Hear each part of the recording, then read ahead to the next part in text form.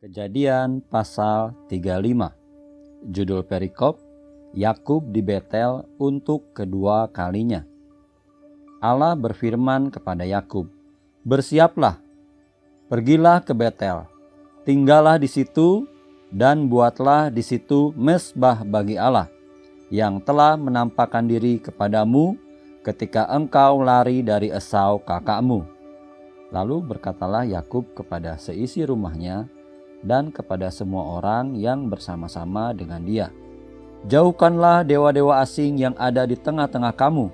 Tahirkanlah dirimu dan tukarlah pakaianmu. Marilah kita bersiap dan pergi ke Betel. Aku akan membuat mezbah di situ bagi Allah yang telah menjawab aku pada masa kesesakanku dan yang telah menyertai aku di jalan yang kutempuh." Mereka menyerahkan kepada Yakub segala dewa asing yang dipunyai mereka dan anting-anting yang ada pada telinga mereka. Lalu Yakub menanamnya di bawah pohon besar yang dekat Sikhem. Sesudah itu berangkatlah mereka, dan kedahsyatan yang dari Allah meliputi kota-kota sekeliling mereka, sehingga anak-anak Yakub tidak dikejar.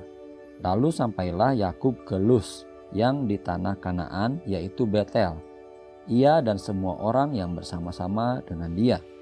Didirikannyalah mezbah di situ dan dinamainyalah tempat itu El Betel, karena Allah telah menyatakan diri kepadanya di situ ketika ia lari terhadap kakaknya. Ketika Deborah, inang pengasuh Ribka, mati, dikuburkanlah ia di sebelah hilir Betel di bawah pohon besar yang dinamai orang pohon besar penangisan. Setelah Yakub datang dari Padan Aram, maka Allah menampakkan diri pula kepadanya dan memberkati dia. Firman Allah kepadanya, "Namamu Yakub, dari sekarang namamu bukan lagi Yakub, melainkan Israel. Itulah yang akan menjadi namamu." Maka Allah menamai dia Israel. Lagi firman Allah kepadanya, "Akulah Allah yang Maha Kuasa, beranak cuculah dan bertambah banyak. Satu bangsa, bahkan sekumpulan bangsa-bangsa akan terjadi daripadamu, dan raja-raja akan berasal daripadamu. Dan negeri ini yang telah kuberikan kepada Abraham dan kepada Ishak akan kuberikan kepadamu dan juga kepada keturunanmu." Lalu naiklah Allah meninggalkan Yakub dari tempat ia berfirman kepadanya. Kemudian Yakub mendirikan tugu di tempat itu, yakni tugu batu. Ia mempersembahkan korban curahan dan menuangkan minyak di atasnya. Yakub menamai tempat di mana Allah telah berfirman kepadanya Betel. Judul perikop, kelahiran Benyamin. Rahel mati.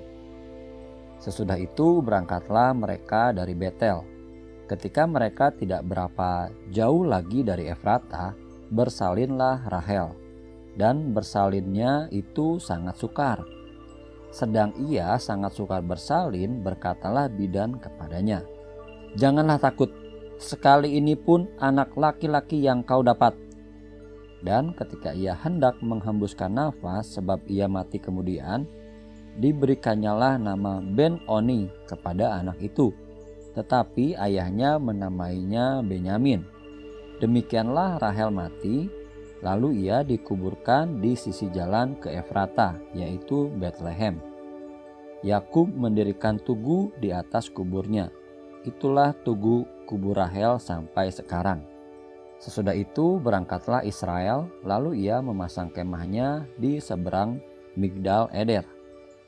Judul perikop, anak-anak Yakub. Ishak mati. Ketika Israel diam di negeri ini, terjadilah bahwa Ruben sampai tidur dengan Bilha, gundik ayahnya, dan kedengaranlah hal itu kepada Israel.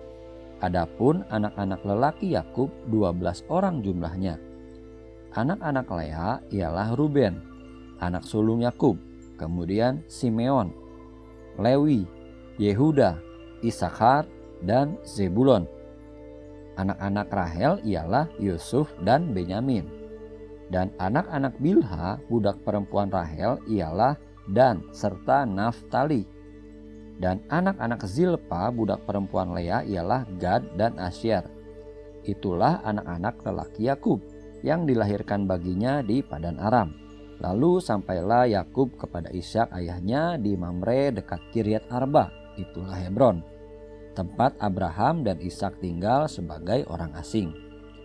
Adapun umur Ishak 180 tahun. Lalu meninggallah Ishak, ia mati dan dikumpulkan kepada kaum leluhurnya. Ia tua dan suntuk umur, maka Esau dan Yakub anak-anaknya itu menguburkan dia